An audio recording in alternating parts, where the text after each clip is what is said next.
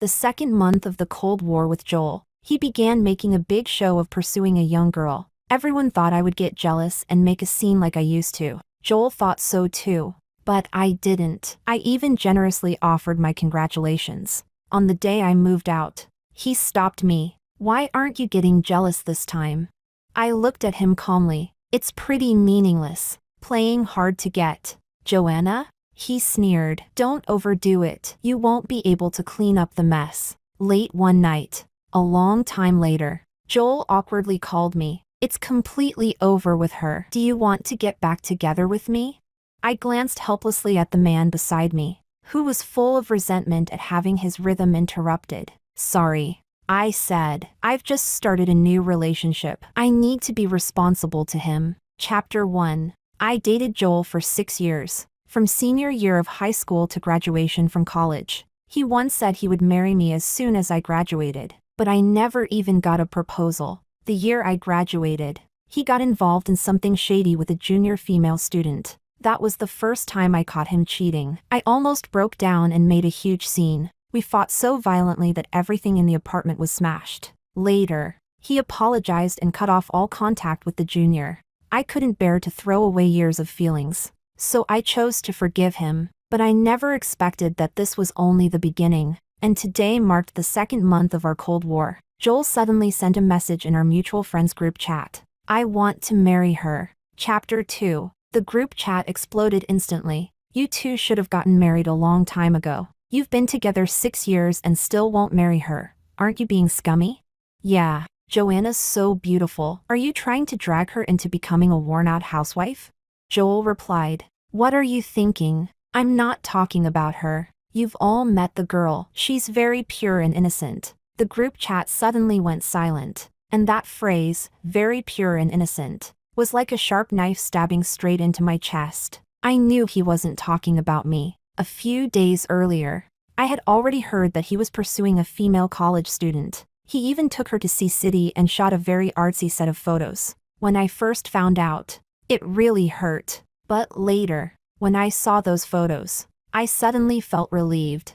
I had told Joel for 3 whole years that I wanted to go to see City with him. It never happened. He said his company was too busy and told me to go with my best friend instead. But now, he somehow had time to stay there with someone else for a full 7 days. Chapter 3. No one spoke in the group chat. I thought for a moment, then replied with a few lines. "She's quite pretty. You two look well matched. Congratulations." After sending that, I quit WeChat directly. I drove to Joel's place. Some of my personal belongings were still there. Leaving them behind wouldn't be appropriate. There were still many of my clothes in the walk-in closet. I only took my favorite new dress. I had bought it half a year ago, always planning to save it for a trip with him, but I had overlooked the fact that this was actually the best season to wear it. When I dragged my suitcase out, Joel and the girl happened to be coming back. The young girl looked at me with eyes full of curiosity. Joel told her to go inside first,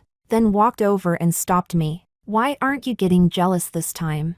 I smiled lightly. "It's pretty meaningless. Breaking up and getting back together. Fighting all the time, it's exhausting." "So you've gotten smarter, Joanna," he said. "You know arguing is useless now. So you're retreating to advance?"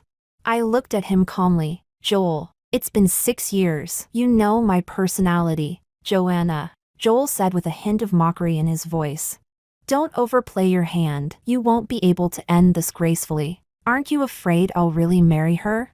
I pushed his hand away. "I'm leaving." Joel didn't stop me again. I knew he was certain I couldn't leave him. 6 years ago, on the way home after evening self-study, I was nearly assaulted. Joel appeared in time and saved me. For an entire year after that, I rejected all men except him. Even accidental physical contact would make me vomit uncontrollably. To this day, those symptoms have never completely disappeared. Even with Joel, I could never go all the way, let alone have intimacy with any other man. That was why he felt so confident. That was why, over the years, his original pity and tenderness eventually turned into shameless cheating and hurt. He didn't want to marry me, perhaps because I wasn't pure or innocent enough. Chapter 4. I posted a WeChat status. "Anyone want to be a travel buddy?" Going to see City. Leaving now. Quite a few people replied, but not a single one could actually leave at a moment's notice. My best friend called me,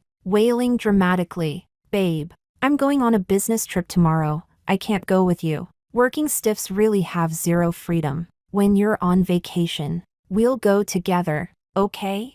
Are you really fine going alone? And also, what's really going on between you and Joel this time? I said, we broke up. For real?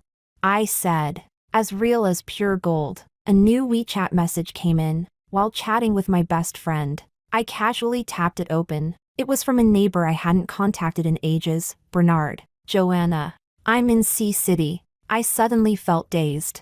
A slender, gentle figure slowly surfaced before my eyes. Bernard, from our teenage years. The boy who once carried me on his back through a long, winding alley. Chapter 5. By the time I arrived in City, it was already 9 in the evening. Bernard was still tied up with official engagements, so he sent his secretary to pick me up. When the car pulled up in front of the hotel, I spotted him at once. Behind him followed a group of people who looked like senior officials. All of them were older than him, each one respectful in attitude. He was only in his early 30s now, yet already held real power in his hands. He was one of the most promising rising stars in the very top circle of City A. Bernard's maternal grandmother's home used to be next door to my family's. Back then, whenever he came back to visit her during winter or summer vacations, I would trail after him all day like a little shadow. When I got tired from playing, he would always carry me home on his back. When the adults teased me, I once said foolishly, "Brother Bernard is handsome. When I grow up, I want to be his bride." Later, when something happened to me in high school, he even came back from City A to see me, but at that time, I wouldn't even let him touch me. After that, we gradually lost contact, until 3 years ago, when Joel's company ran into serious trouble, with no other options left. I thought of Bernard. After many twists and turns, I managed to reach him and begged him for help.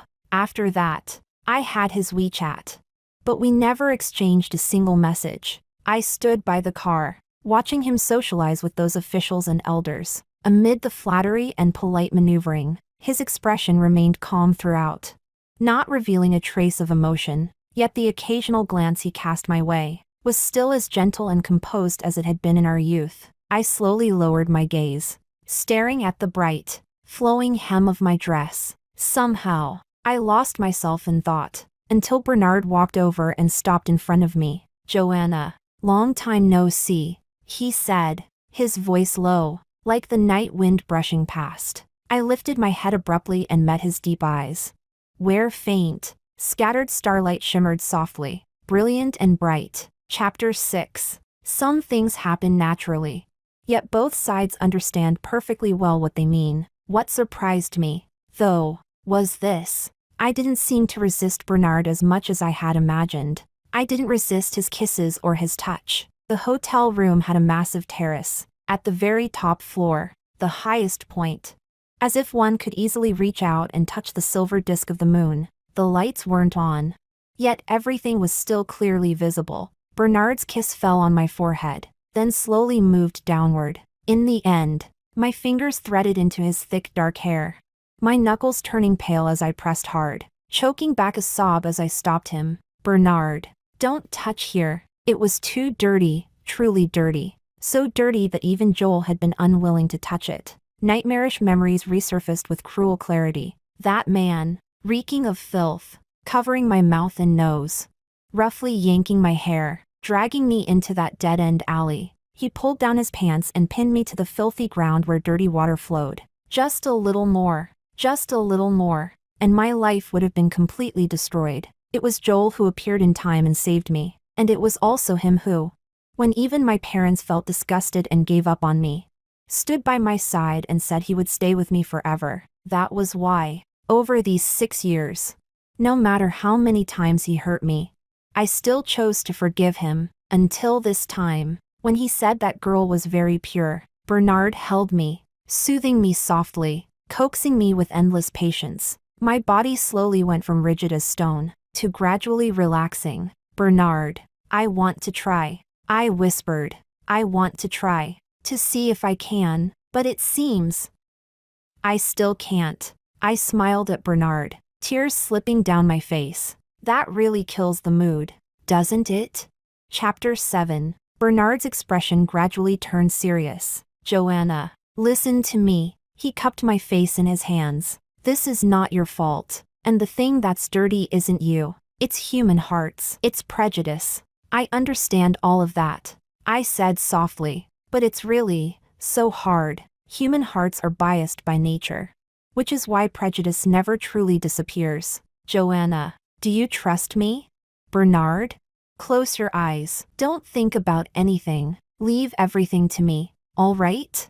Just like when we were little, when I carried you across the river, carried you across the street, carried you all the way to the top of the hill. Every time, you closed your eyes, lay on my back obediently, and said you trusted me, that I wouldn't let you fall. He stroked the top of my head, his gentle kisses lingering and tender. My body sank into the soft bed. The tense muscles slowly relaxed under his kisses, until, at last, the kiss fell there, like a piece of land that had been dry for countless years, cracked and barren. Suddenly, from deep within the earth, a cool spring seeped out. The soil, dry as powdery ash, slowly grew moist, until finally, the clear spring thoroughly nourished the entire land. It was death giving way to rebirth. It was hope, about to break through the ground. I clawed uncontrollably at Bernard's shoulders and back. One bloody scratch after another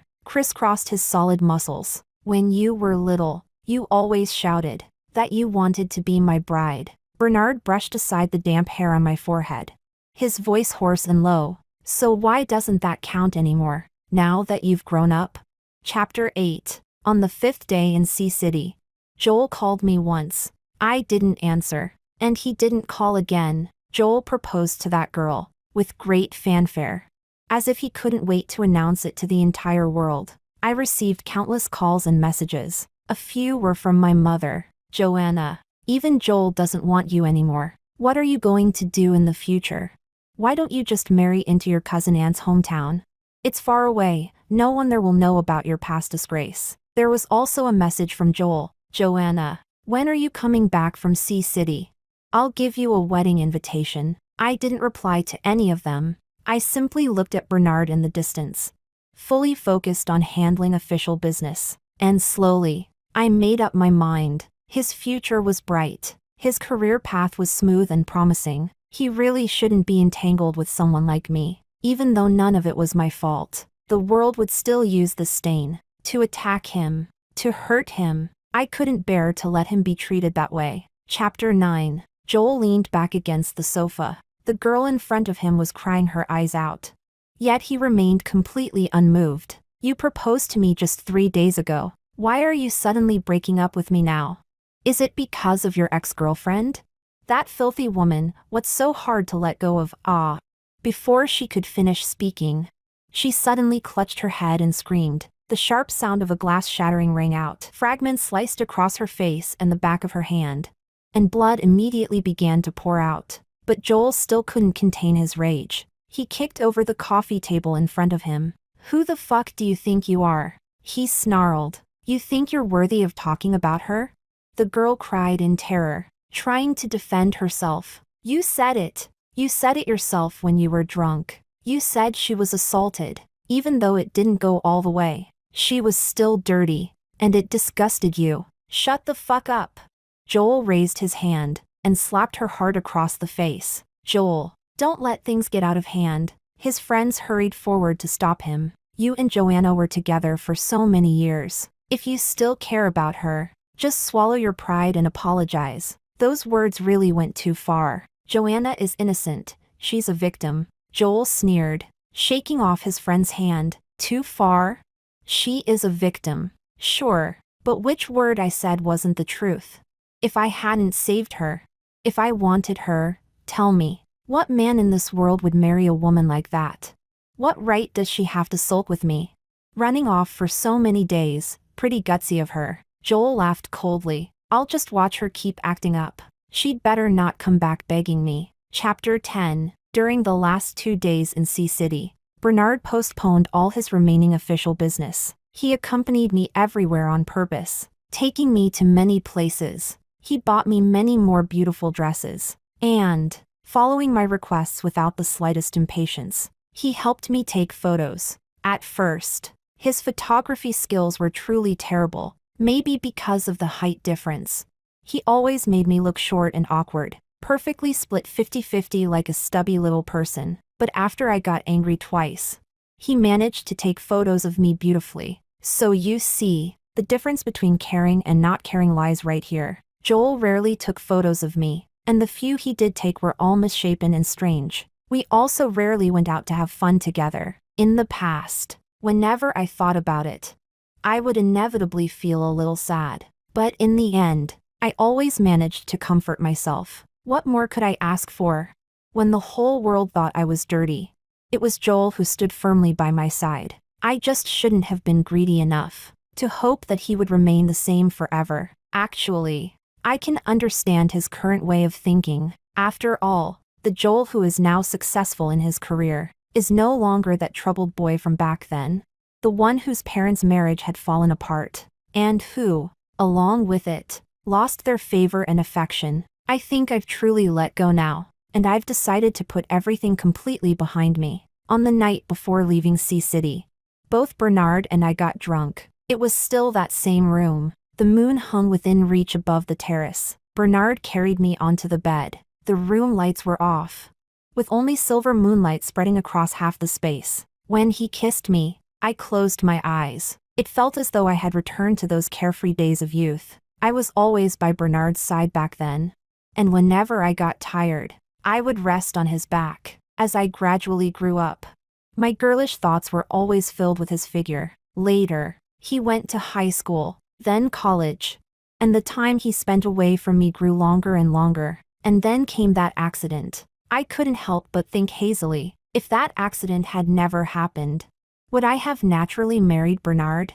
Joanna. Bernard braced his arms on either side of me, a faint trace of desire already tinting his gaze. If you feel uncomfortable, tell me. Chapter 11. The silver moonlight suddenly shattered.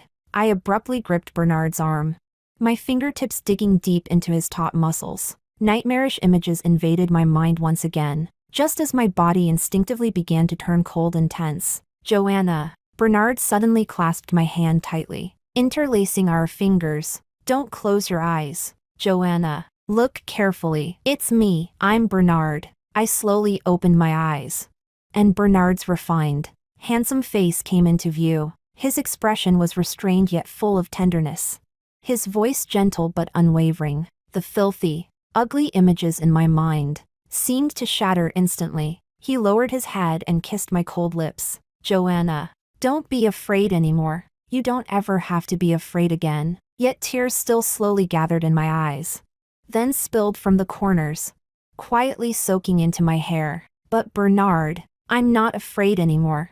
But it hurts. He tightened his grip on my hand, his kiss growing even gentler. Then I'll pull away. No. I clasped his long fingers tightly, locking them firmly into mine. Bernard, kiss me again. Okay. Chapter 12. That night, we were both utterly exhausted. Bernard kept worrying about me, always accommodating me, so he endured things especially hard. From beginning to end, he was always considering my feelings. I woke up earlier than Bernard. The sky hadn't fully brightened yet. In the faint morning light, I studied Bernard quietly. He had always been steady and composed since childhood. Now that he held a high position, that calmness was even more pronounced. Even in his sleep, he was disciplined and proper. As for me, in the middle of the night, I had squeezed him to the edge of the bed. When I woke up, one of my legs was still draped over his lower abdomen, and his hand was holding my foot.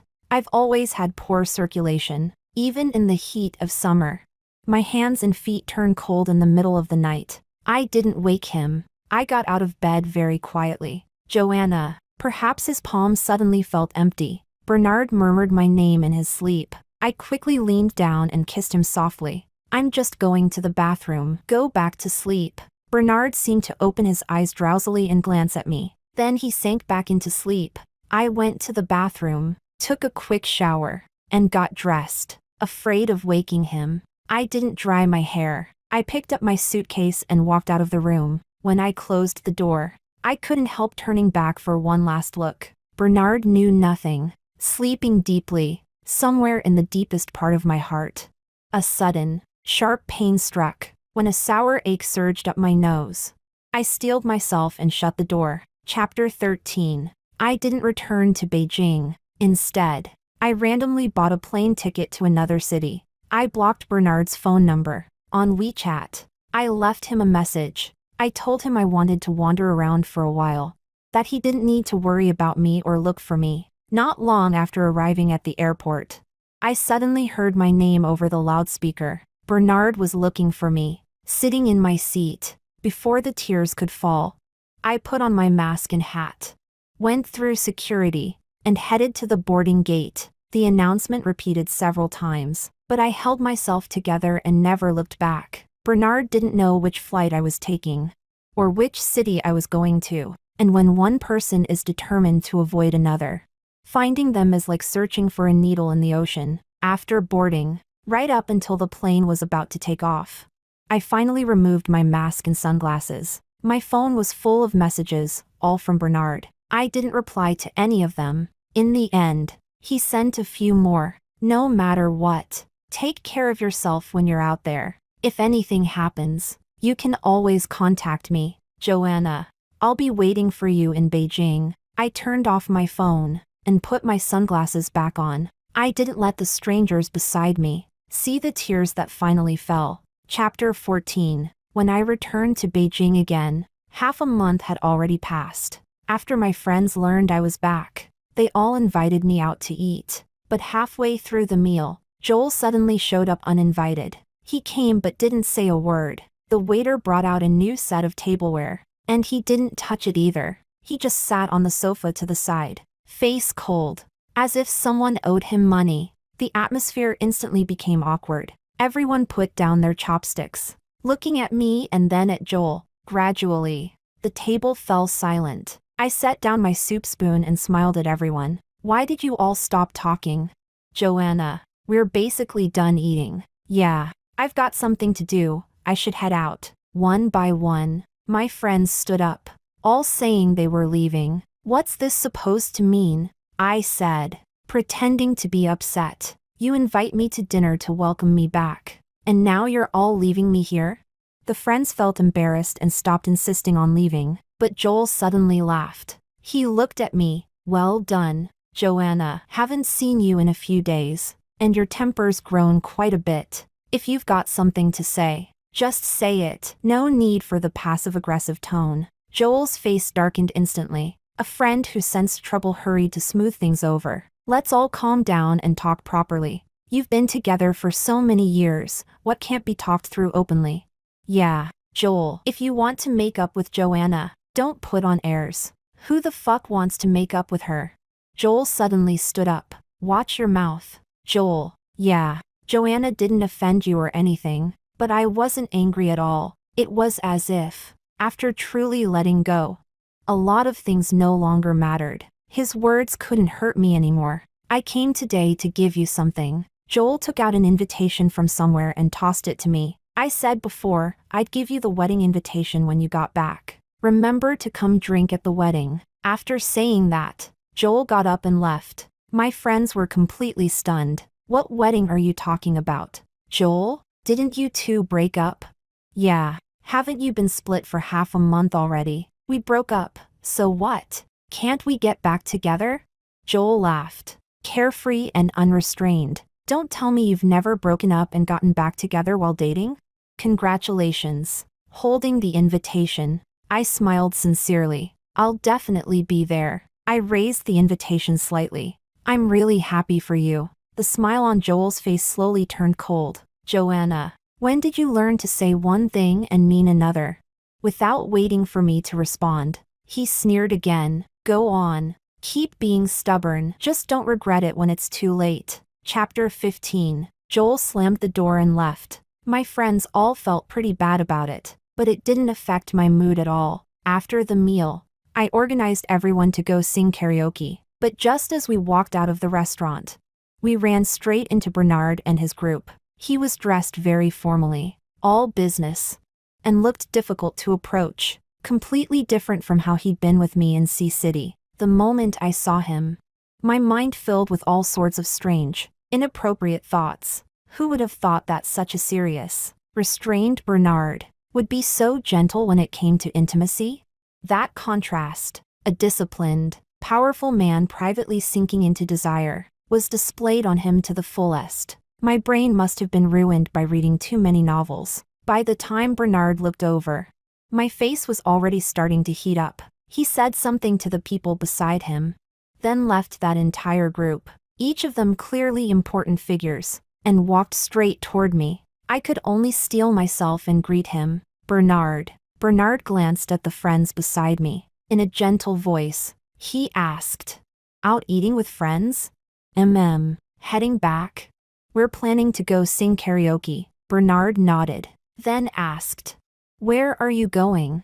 I could only tell him the name of the club. "Go ahead," he said. "Stay safe, and don't drink too much." After that, Bernard nodded politely to my friends, and turned to leave. I couldn't help letting out a quiet sigh of relief. Given his status, he really wasn't suited to entertainment venues, so he was probably just asking casually. Once Bernard had gone far enough away, my friends immediately asked curiously, "Joanna, who was that big shot just now?"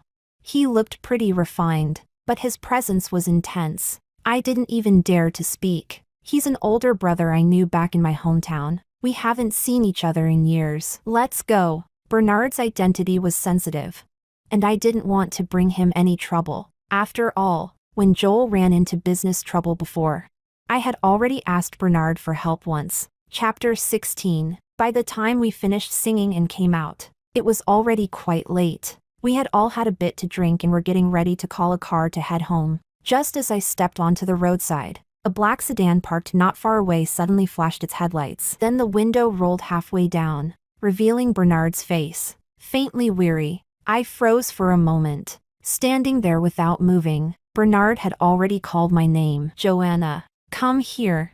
I could only say a quick goodbye to my friends and walk over to Bernard's car. "Get in. I'll take you home." "Bernard, I already called a car. It's too late. It's not safe." Bernard looked at me. There were faint red veins in his eyes. The smell of alcohol on him was strong. I found it hard to imagine how long he must have waited here after finishing his social engagements. "Don't worry, I'm just taking you home." Bernard seemed to smile very lightly. "Joanna, I always keep my word."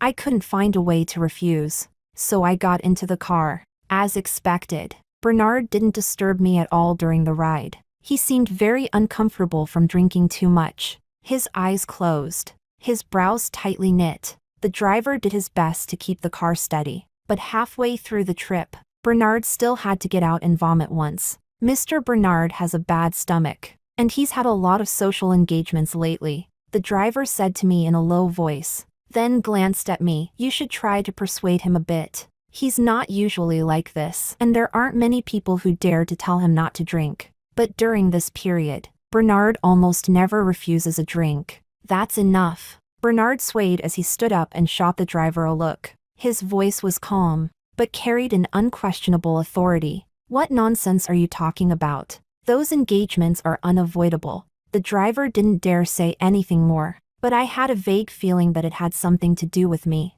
Still, Bernard was someone who always did what he said he would, all the way until the car stopped steadily downstairs at my place. He never once mentioned anything about Sea City. Only when I got out of the car did Bernard softly call my name. "Joanna." I instinctively turned back. In the dim light, Bernard leaned against the seat, his gaze calm like the sea, deep, steady, yet hiding undercurrents. I quickly looked away. "Bernard, you should go back and rest early too, and drink less in the future." Bernard smiled at me. "I only drink more occasionally when I'm in a bad mood." "Don't worry, I'll drink less from now on." Then I'm going upstairs." "Go on. I'll leave after you get home." I got out of the car, softly said goodbye to him, and turned to walk toward the building. I didn't look back, yet it felt as if I could still sense it. Bernard's gaze following me the whole time. Only after I entered the elevator did I lean against the wall and slowly let out a breath. Several strands of Nanhong beads were wrapped around my left wrist. Beneath the beads were chaotic, mottled old scars. They had long since scabbed over and healed, so long ago. Yet at this moment, they suddenly began to ache faintly again. Chapter 17. Before going on the trip, I had already resigned from Joel's company. After coming back, I found a new job smoothly. The working environment at the new company was good, and my colleagues were easy to get along with. In about a week, I had completely adapted. Just as my work and life were gradually getting back on track, I suddenly received an anonymous letter. Inside the envelope was only a single blurry, dim photograph. The person in the photo was me, 6 years ago. That night when I was nearly assaulted, disheveled, almost naked, my face twisted in extreme terror. After just one glance, I immediately flipped the photo face down on the desk. I turned and rushed into the restroom, vomiting violently. My reaction startled my coworkers. Someone came to knock on the door, anxiously calling my name, but it was as if I couldn't hear anything at all. My vision spun again and again. All that floated before my eyes was everything unbearable from that night. 6 years had already passed. Why had the criminal who slipped through the cracks back then suddenly resurfaced? Joanna, are you okay? You really scared us just now. I walked out of the restroom with a deathly pale face and forced a smile at my coworkers. I'm fine, probably just an upset stomach. But in my current state, it was obvious I couldn't work anymore. The manager gave me a day off and told me to go to the hospital to get checked. I packed up my things and carefully put the photo away. Just as I reached downstairs outside the office building, I saw Joel. His expression was unusually serious, as if he were suppressing anger. The moment he saw me, he hurried over. Joanna, are you okay? Joel grabbed my arm. You look terrible.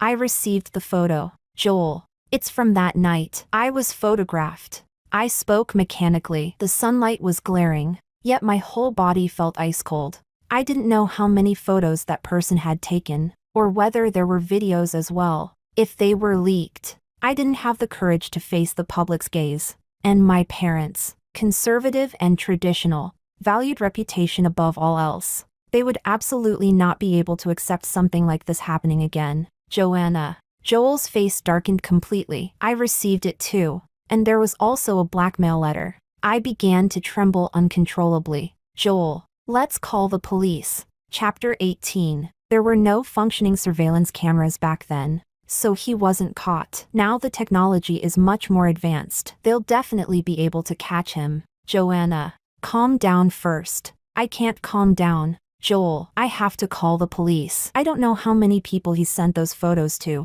My tears poured out uncontrollably. Maybe right now. The whole world has already seen those photos. No, Joanna, I checked. Only you and I received them. There's no third person who got the photos. The other party only wants money. 2 million. Once the money is paid, he'll destroy all the photos and videos. Your parents are getting old. They won't be able to take it. It's just 2 million. Joanna, I'll pay him. I'll handle this. I promise it will end here, okay?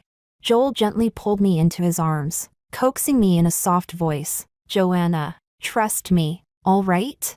But I still pushed him away. We've already broken up, and you're about to get married. These things are no longer your responsibility to help me with. I won't give him 2 million. I'm calling the police. After saying that, I wiped away my tears, took out my phone, and was about to dial. But Joel stopped me again. Joanna, your life has finally calmed down. You haven't needed to see a therapist for the past 2 years. I don't want you to be dragged back into a media storm again. You won't be able to handle it. He gripped my hand and brushed aside the string of beads. Look at your wrist. Joanna, you won't be lucky enough to be saved every time. Just consider the money as a loan from me. When you have money in the future, you can pay me back. 6 years ago, I saved you. Now that it's about you, of course I'll see it through to the end. Joel, I'm truly grateful to you for staying with me all these years, for helping me come through it. Really, Joanna,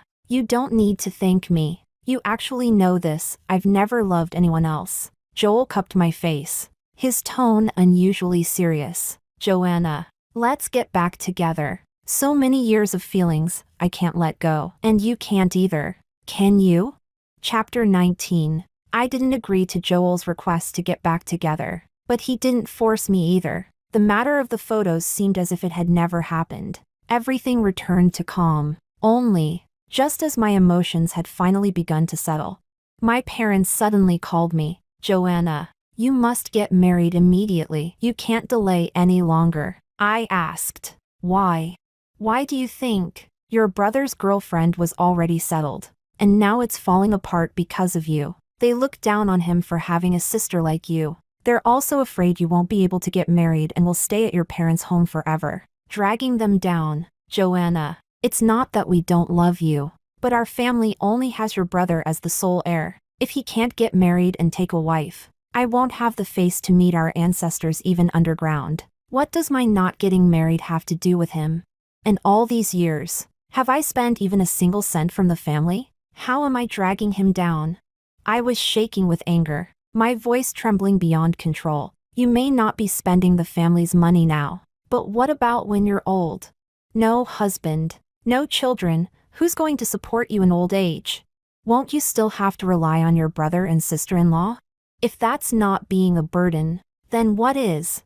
You've been with Joel for so many years and still couldn't make him marry you. You're really a failure, Joanna. Since Joel won't marry you, then just marry someone else. I'll settle your marriage in the next few days. I won't get married. You'll marry whether you want to or not. If you keep delaying and it affects your brother's marriage, I'll hang myself at your door. The call ended viciously. I didn't know how I managed not to cry. I sat alone in my room the entire afternoon. There was still a message from Joel in my WeChat, sent a few days ago. He said that as long as I had thought it through and wanted to reconcile, I could come to him anytime. Marrying him seemed like the most suitable path placed in front of me right now. He had once been my salvation in my youth. We had accompanied each other for a full 6 years. He knew and understood all my weaknesses and all my ugliness. It felt as though there was no second person in this world more suitable for marriage than him. Yet my heart was telling me I was unwilling. The moment he had spoken so unrestrainedly about that girl being so clean and so innocent, the heart that had once loved him and relied on him with everything it had already died completely. What's more, my best friend told me there had never been a shortage of women around Joel, while wanting to reconcile with me. He was also entangled in ambiguous flirtation with his new female secretary. If it were in the past, I would have been in pain, but now, there wasn't the slightest ripple left in my heart. Chapter 20. That night, I went alone to the riverside. I wasn't thinking about ending my life. I had, during the first 2 years after the incident. But later, I had already thought it through. I wasn't the one at fault. Why should I die? Why was the one who was truly at fault still living well? Having even obtained so much money? The thought of calling the police surfaced once again. But if I did, would that demon be enraged and simply release all the photos to the public? If that happened, I would once again become the sinner of the entire family. I stood blankly by the river, unmoving, for a long time. I hadn't realized at all that my behavior had already drawn the attention of passers-by. When the police arrived, I felt both embarrassed and guilty. I was deeply uneasy about having occupied public resources. Just as I was bowing repeatedly in apology, another low-profile black sedan sped over and stopped beside me. I looked over in surprise and saw Bernard. He must have rushed over straight from a dinner engagement. He was still dressed in a formal business suit. The usually composed, restrained man of high status now had his face filled with panic and tension. The moment he saw me, Bernard visibly let out a sharp breath of relief. Joanna. He strode over to me, grabbed my arm, and looked me over several times from top to bottom. Only then did he restrain his emotions and ask gently, "Are you okay?" I shook my head, feeling a bit ashamed. "I'm fine, Bernard. I was just standing here thinking about something and got lost in it. I didn't expect a kind passerby to call the police. It's good that you're okay." Bernard didn't say much more. "Go wait in the car first." I obediently got into the car. Bernard walked over and spoke with the police for a few moments before returning and getting in. "Bernard, if you have official business, you should go handle it. I can go back on my own. I'm not busy. I'll take you home." He hadn't been drinking. He had driven himself over. The whole way back. Neither of us spoke much. When we reached downstairs at my place, Bernard turned off the engine. "Joanna," he said, "let's talk." Chapter 21. We really did need to talk. After all, the two of us had once shared that kind of relationship in Sea City. I followed him out of the car and into the small garden. "My grandmother called me today," Bernard said. "She said your parents are arranging blind dates for you." In that instant, I felt my chest tighten with frustration. I'm not getting married.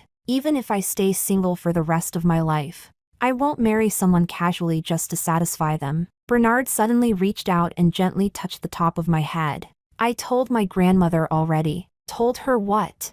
Bernard looked at me. His gaze was always calm and quiet, like the pale moonlight covering the world at that moment, capable of embracing everything. "I told her I want to marry you, Bernard." She agreed. She was especially happy about it. "No, that's not possible. This won't do." I jumped to my feet anxiously. "Bernard, your career path is smooth. Your future limitless. You can't because of me, Joanna." Bernard suddenly smiled. When he smiled, faint lines appeared at the corners of his eyes. It was only then that I abruptly realized Bernard was already nearly 32. All these years, whenever there was news about him, aside from praise like young and accomplished, bound for greatness, and the like, no one had ever mentioned his personal romantic life. There had never been, not once, any gossip or scandal associated with him, although he had an older brother who was already married with children. Bernard's delayed marriage had long been a concern for his family. "I'm very happy you said that, Bernard." I was a little confused. "Joanna, everything you said just now was out of concern for my future. Not that you don't like me." Bernard gently held my hand. "But in my view, the only thing that could make me give up is precisely this reason." "But Bernard, what about my past? Do you really not care? And even if you don't, what about your family?" My eyes reddened as I gently pulled my hand free. "Besides, I made a decision tonight. I want to call the police. That person sent anonymous letters and photos a few days ago. Joel gave him $2 million and chose to settle it quietly. But I still want to report it. Once I report it, old wounds will be dug up again. I know I wasn't at fault, but public opinion can be terrifying. I don't want to drag you down with me." Bernard's expression gradually turned serious. "You're saying that person blackmailed you, and Joel paid him $2 million to smooth things over?"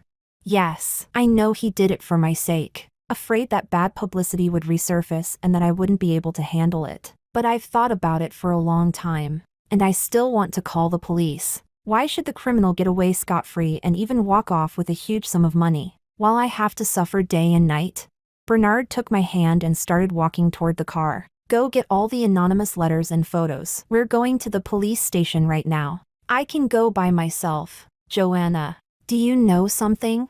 Bernard's eyes were deep, yet filled with a pain that seemed bottomless. "The thing I regret most in my life is that after what happened to you back then, I wasn't by your side. Every time I think about it, I even foolishly wish I could go back in time to stop all of this from happening. Bernard, this isn't your fault, Joanna. Just let me stand by your side this once." Bernard closed his eyes, took a deep breath to steady himself, and held my hand even tighter. "I know exactly what I'm doing. I also know what I'll be facing in the future. As long as you believe in me, none of it will be a problem." Chapter 22. Bernard took me to the police station to file a report. The man had just received a large sum of money from Joel. With such a concrete lead, the case would likely move forward quickly. Bernard took 2 days off and brought me back to his hometown to visit his grandmother. His grandmother gently cupped my face and reminded Bernard, "Since you've decided to be with Joanna,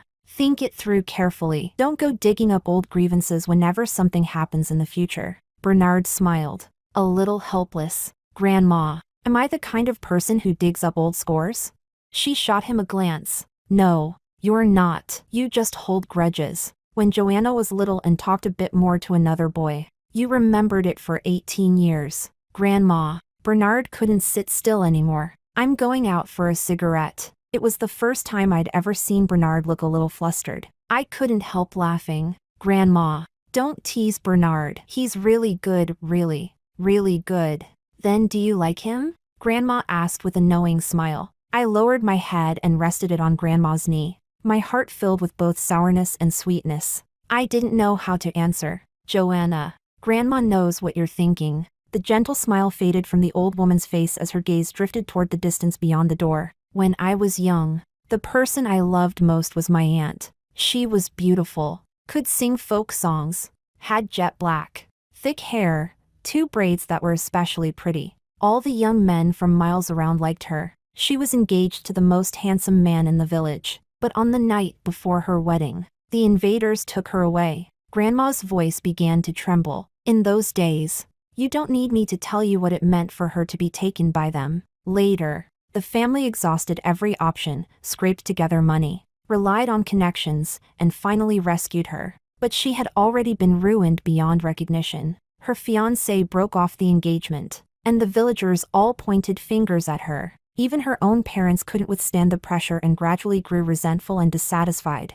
Later, she threw herself into the pond in the middle of the night and died. Before she died, I went to see her once. She asked me, "Little girl, was it really my fault?" Why, in their eyes, is a woman's chastity more important than her life?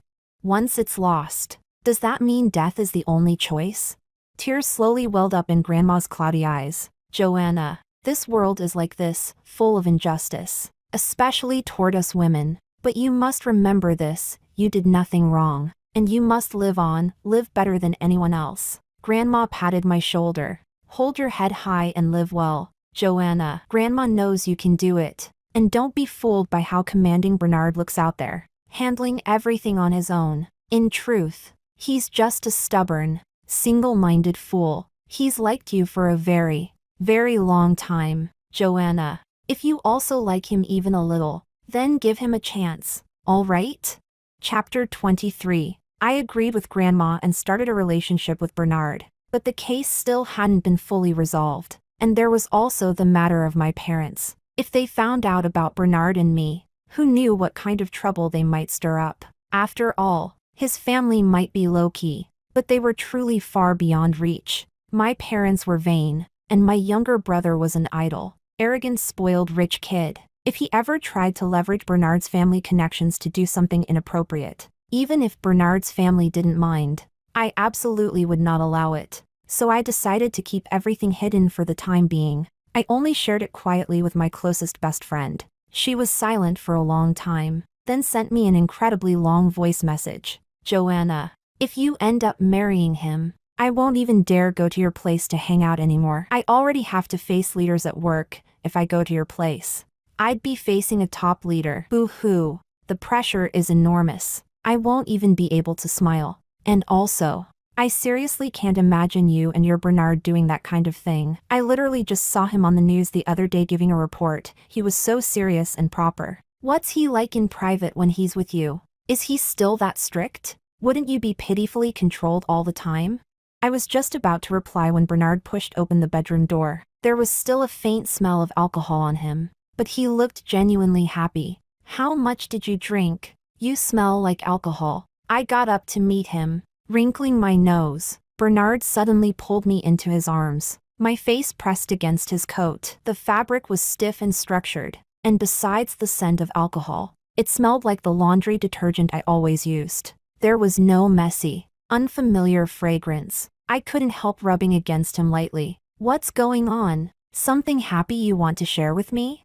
Joanna, they've found him. The police have already contacted the local station and are preparing to make the arrest. When this is completely over, let's have our wedding. When Bernard said the last sentence, he cupped my face and leaned down to kiss me. For some reason, my best friend's words from earlier suddenly popped into my mind. I'd seen Bernard on television too. A rising star in politics, successful, composed, dignified, without a hint of frivolity. It really was hard to imagine that when he was with me in private, he could be so gentle it made my heartstrings tremble. Bernard.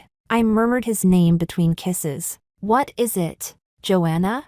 I just looked at him without speaking. It's nothing. I stood on tiptoe and kissed him first. I pressed down the faint ache in my heart. I didn't tell him that these past few days. I often found myself thinking about the past. If that incident had never happened, would Bernard and I have naturally ended up together long ago? After all, back in my girlhood, the first person my heart had ever truly fluttered for was Bernard. Chapter 24. Joel's call came at a very inconvenient moment. Bernard had just sent me straight to the clouds. He himself was still caught halfway there. The ringtone suddenly rang out, startling both of us. I didn't plan to answer, but Joel just wouldn't stop calling. There was a trace of resentment on Bernard's face, yet he still lowered his head and kissed me gently. We'll continue later, but you have to wait for me. My cheeks flushed. How am I supposed to wait like this? We'll try a few more times, then you'll know. Bernard got up, picked up my phone, and handed it to me. After thinking for a moment, I still pressed answer. Some things really needed to be made completely clear. Joanna, I've cut things off with all of them. Really, I swear I'm not lying to you. Completely cut off. Let's get back together, okay? I looked at Bernard beside me. His looks were exactly the kind I liked, clean, refined, scholarly. His body was also my type, lean, but with a layer of toned muscle. I suddenly remembered a photo of him that had once circulated online. Just a full-body side profile. He was wearing a white shirt, simple black dress pants, and a very ordinary leather belt with no logo at all. His sleeves were rolled up to his elbows, revealing a section of tightly defined forearm. He was twisting slightly as he spoke to someone, the outline of his side profile flawless. Slim waist, long legs, effortlessly elegant. The post had been reposted countless times, with endless screams from young girls in the comments. I had even secretly liked it. And now, he was lying right beside me. The trace of desire hadn't yet fully faded from his face. One of his arms was wrapped around my waist. His fingers were long, the joints well defined, the skin at the fingertips slightly pale and wrinkled. My face suddenly burned red. Joel's voice was still coming through the phone. I suddenly felt irritated. Joel, I'm sorry. I didn't get the chance to tell you. I've just started seeing someone, so I need to be responsible to him. On the other end of the line, there was instant silence. A full half-minute passed before Joel spoke again. Joanna, who are you seeing? Who would date you? Other than me, what man could accept your past? The phone was suddenly taken from my hand. Bernard's expression turned icy, anger slowly spreading across his face. Joel, this is Bernard. I'm the one dating Joanna, and in the near future, we'll be getting married. There's nothing shameful about Joanna's past. You, who keep using her past to emotionally manipulate her, are the truly disgraceful one, like a rat lurking in the gutter. Don't disturb her again, and think about your company. Bernard hung up directly and blocked the number. I wanted to say something, but Bernard had already pressed me beneath him without a word. Bernard, are you angry? I asked very softly. If you wait for me later, I won't be angry anymore. I hugged him obediently, lifting my face to respond to his kiss. Okay, I'll wait for you. At the very end, Bernard was completely carried away by emotion. He kissed me deeply, and for the first time, he said those words to me. Joanna, I like you. My whole body trembled, my voice trembling too. I like you too, Bernard. Chapter 25. When the news of Joel's death reached me, I wasn't as shocked as I had thought I would be. Because before that, what had come to light was already enough to shatter my entire worldview. After that man was arrested by the police, during interrogation, flaws were uncovered. He quickly collapsed and confessed everything. It turned out that the incident back then had not been a random act by a monster. It had been deliberately orchestrated, and the one behind it all was Joel, a gloomy young man from a broken family,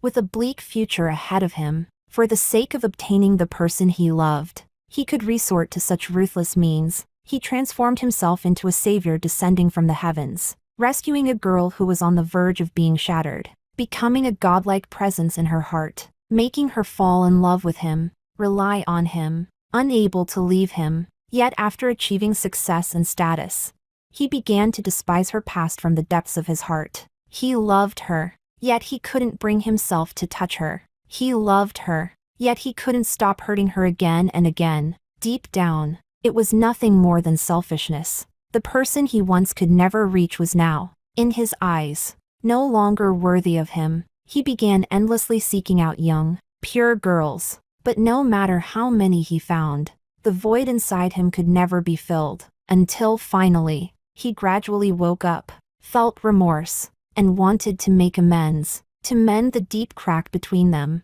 But Joanna already had a new boyfriend. After several days of utter despair, just as he decided to throw everything away and snatch her back once more, the police came for him, like the second shoe finally dropping. At that moment, he was instead strangely calm. This day had come at last. Joanna must have already known, right?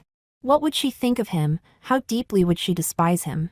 Joel's mind went completely blank. Only one thought screamed wildly inside him. He couldn't face her, and total escape seemed to have only one possible form: death. So he made the excuse of going to change his clothes, and leapt from the top floor of his luxurious apartment. In the few short seconds of falling, he seemed to see Joanna again, wearing a white dance practice outfit, smiling, dancing, running out of the school gates, jumping onto the back seat of Bernard's bicycle, one hand holding an ice cream, the other naturally wrapping around Bernard's waist. Her laughter sounded especially beautiful, like silver bells, and he, covered in wounds, stood behind a dark wall, like a shameful thief secretly watching someone else's happiness. One wrong step led to another. He destroyed the pure, untainted Joanna, and in doing so, completely buried himself as well. In the fierce wind, Joel closed his eyes. The west wind could not blow it away. In the end, after all the twists and turns, kind people, people who truly love each other, will still find their fulfillment. And as for him, he only wished that in the next life, he could meet Joanna again, clean and untainted.